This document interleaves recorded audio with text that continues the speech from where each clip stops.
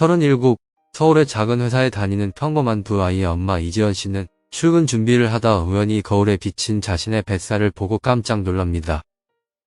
남부럽지 않게 날씬한 몸매를 가져 결혼 전 인기도 많았던 지연 씨는 어쩌다 이런 뱃살을 가지게 됐을까요? 그런데 말입니다. 이건 단지 지연 씨만의 이야기는 아닙니다. 한 조사에 따르면 한국 성인 중 약 80%가 뱃살에 대한 고민을 한다고 합니다. 겨우 내 꽁꽁 감춰두었던 내 뱃살을 보고 깜짝 놀라신 분, 봄, 여름 얇아질 옷에 감춰두었던 뱃살이 걱정되시는 분, 뱃살은 빼야 하는데 긴 시간을 내서 운동할 시간은 없고 집에서 운동하시는 분들은 꼭 이 영상을 시청해 주십시오. 뱃살이 찌는 이유는 무엇일까요? 사람의 몸은 뼈로 주요 장기를 보호하고 있습니다. 뇌의 경우는 두개골이, 심장, 폐, 간은 갈비뼈가 보호를 하고 있습니다. 하지만 복부의 경우는 뼈가 없습니다. 뼈가 복부에도 있으면 안고 구부릴 수가 없기 때문입니다. 그래서 사람의 몸은 본능적으로 장기를 보호하기 위한 무언가를 필요합니다. 그것이 바로 근육 또는 지방이죠. 그 중에 노력 없이 쉽게 생기는 것이 바로 지방입니다. 장기를 보호하기 위해서 생긴다니 참으로 기특한 놈이 아닐 수 없습니다. 하지만 뱃살이 내 장기들을 보호해준다고 하니 이대로 놔둬야 할까요? 뱃살이 뇌졸중이나 심근경색을 유발하여 우리 목숨에도 영향을 미칠 수 있다고 해도 그대로 놔두실 건가요? 복부 지방에는 내장 지방과 피하 지방이 있습니다. 그중 흔히들 말하는 마른 비만이 내장 지방에 해당됩니다. 내장 지방은 혈관을 타고 몸속을 돌아다니다 뇌의 혈관을 막아서 뇌졸중, 심장의 혈관을 막아 심근경색과 같은 우리의 목숨과 직결될 수 있는 병을 유발하기도 합니다. 또한 심혈관 질환의 선행인 고혈압, 당뇨 등 성인병을 일으키기도 합니다. 그렇다면 뱃살을 뺄 수 있는 가장 좋은 방법은 무엇일까요?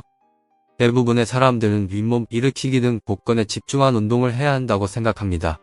하지만 여러 연구 결과에 따르면 특정 부위의 살을 빼는 운동은 없습니다. 전체적인 살을 빼는 것이 바로 뱃살을 빼는 방법입니다. 몸 전체의 살을 빼기 위해 헬스장에 가서 고강도의 전신 운동을 해야 할까요? 물론 고강도의 전신 운동을 한다면 칼로리를 소모하기 때문에 뱃살을 빼는데 도움이 될 수 있습니다. 하지만 뱃살을 빼기 위해서는 고강도의 운동보다는 중강도의 운동이 더 효과적이라고 합니다. 울산대학교 스포츠과학 이한준 교수팀의 연구에 따르면 80명의 중년 여성을 두 그룹으로 나누어 한 그룹은 고강도의 운동을, 한 그룹은 중강도의 운동을 약 12주 동안 진행했다고 합니다. 그 실험 결과는 놀라웠습니다. 고강도의 운동을 한 그룹은 평균 약 1cm의 허리둘레가 줄어든 반면 중강도의 운동을 한 그룹은 평균 4cm의 허리둘레가 줄어들었습니다. 그래서 이 영상에서는 운동하러 갈 시간이 없는 저희와 같은 사람을 위한 중강도의 운동을 추천드리려고 합니다. 바로 첫 번째 운동은 플랭크입니다. 플랭크는 어디서든 할 수 있는 대표적인 전신 운동입니다. 플랭크를 위해서 필요한 것은 요가 매트, 매트가 없다면 이불, 아니 이불이 없어도 우리는 플랭크를 할 수가 있습니다. 일단 주먹부터 팔꿈치까지를 바닥에 대고 엎드립니다. 그 다음 엉덩이를 서서히 들어서 머리부터 엉덩이 발끝까지 일직선이 되도록 만들어줍니다.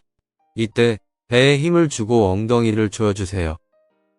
10초가 어려우시다면 무릎을 대고 플랭크를 하시는 것도 추천드립니다. 처음에는 온 몸이 사시나무 떨듯 떨릴 수도 있습니다.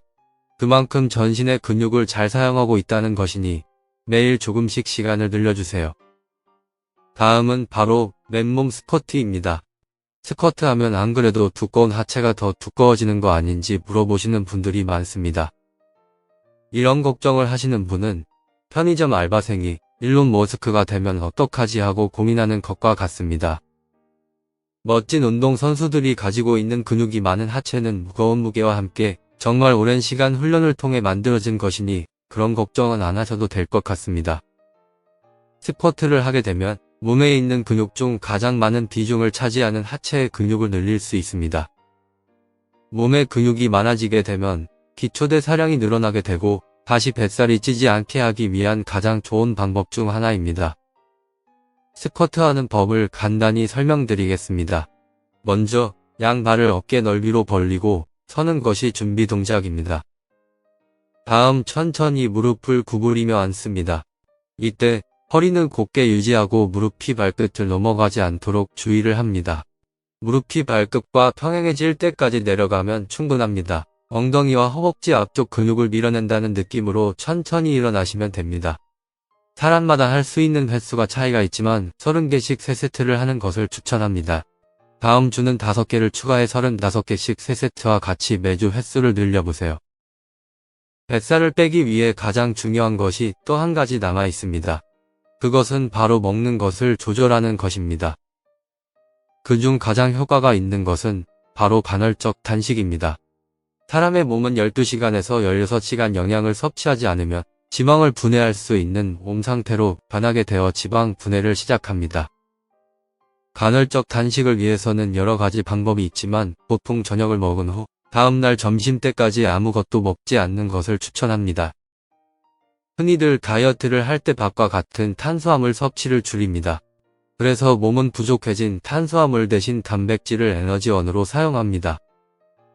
하지만 몸에서 단백질이 부족하게 되면 근육이 감소되고 기초대사량도 감소되어 뱃살을 줄이는데 오히려 역효과가 날 수 있습니다. 간헐적 단식의 효과를 더 많이 보기 위해서 공복 시간에 근력 운동을 하는 것을 추천드립니다. 앞서 말씀드린 운동을 매일 1시간씩 하는 것을 목표로 두지는 마세요. 우리는 운동선수가 아니니까요. 무엇보다 중요한 것은 꺾이지 않는 마음입니다. 하루 20에서 30분이면 충분합니다. 꾸준히 하시다 보면 자신도 놀랄 만큼 뱃살이 빠져 있는 것을 보실 수 있으실 거예요. 이번 영상이 도움이 되셨다면 구독과 좋아요 눌러주세요. 건강히 알고 싶다에서는 여러분들의 건강을 위한 정보를 제보받습니다.